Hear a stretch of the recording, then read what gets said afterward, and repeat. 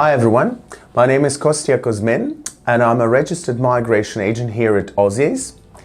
This video is for visa applicants and visa holders who have had their visas refused or cancelled while in Australia.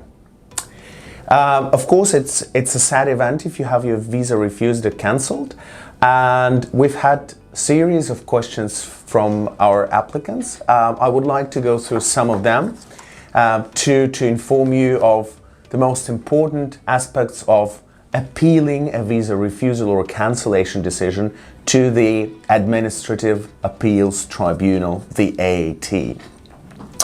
So the first question, of course, is when do people apply for review? We can use these words interchangeably, review or appeal.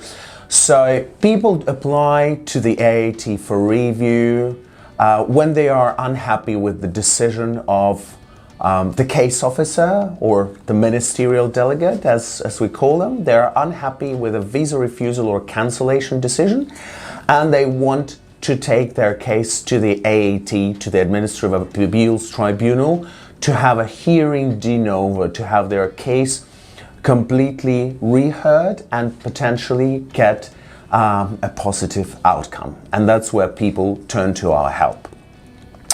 The second question is, what are the biggest consequences of the visa refusal for the applicant? Now, there are two major consequences of a visa refusal while in Australia.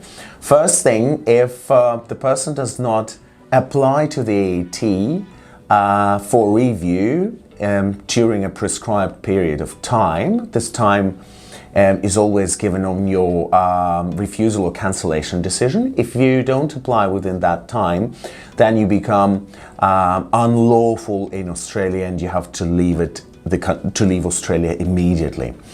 And the second big consequence is, even if you've applied for review, you potentially cannot apply for a lot of the visas, I would say for most substantive visas, while you are in Australia, after your visa has been refused in Australia. This is the so-called Section 48 bar.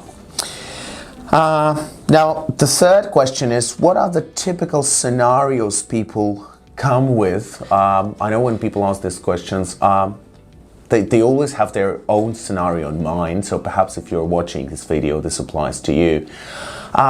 Normally, people are refused visas when they don't meet the visa criteria. For example, with spouses in a partner visa application, the case officer might have thought that there is no spousal relationship as such. There is not enough evidence of a spousal relationship, even though people were legally married.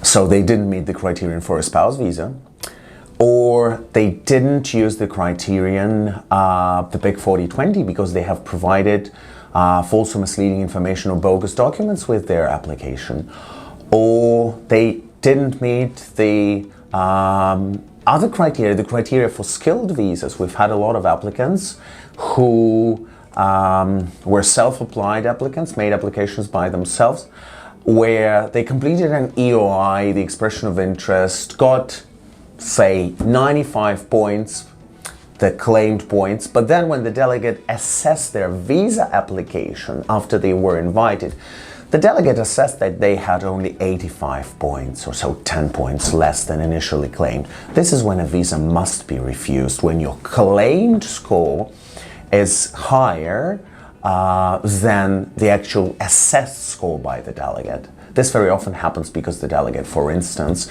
does not accept some of the work experience you have claimed. Yeah, so for example this. And cancellation. Cancellation can happen for various reasons. For students, people stop being enrolled in courses they must be enrolled in and their visas get cancelled. For economic migrants and as well as other migrants, the department might find out that there is adverse information about you, that you have provided false information in previous applications or in your current application. And because of this incorrect information, your visa may be cancelled. Alternatively, in COVID times, so many 457 holders and other employment visa holders being sponsored by the businesses lose their jobs. Their businesses are not able to sponsor them anymore.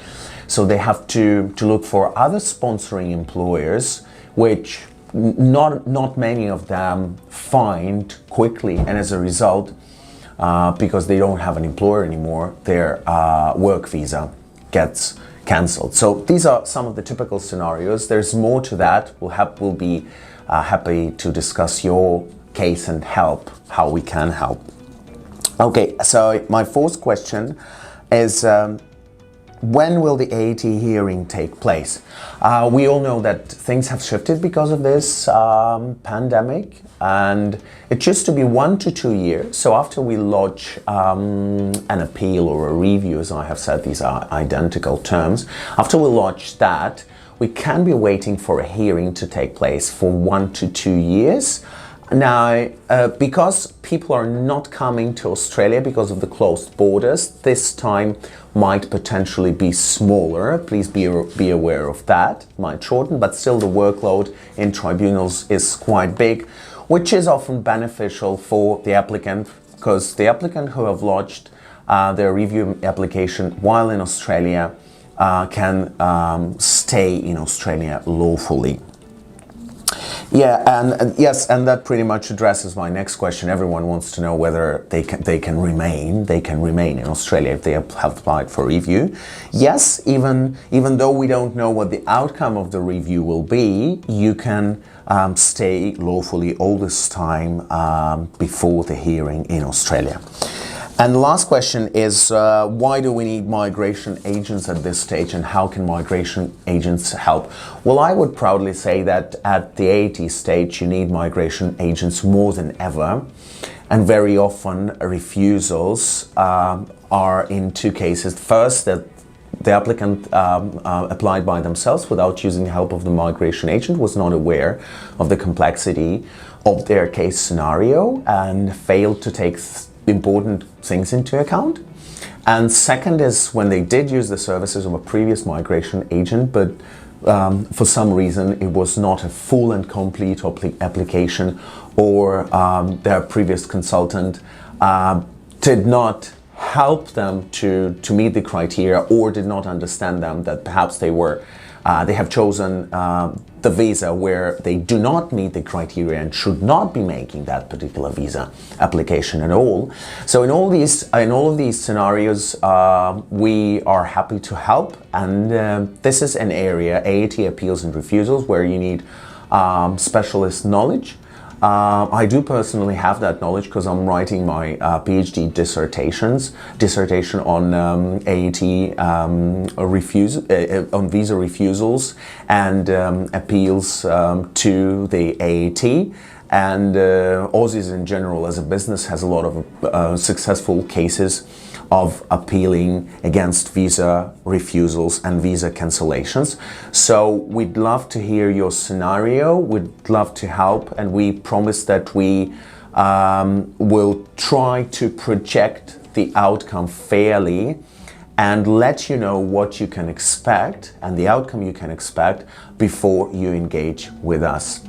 Thank you for watching me, and you will have my details in this video, so you'll be able to contact me directly if you have questions, concerns, or you face visa refusal or cancellation and need my help.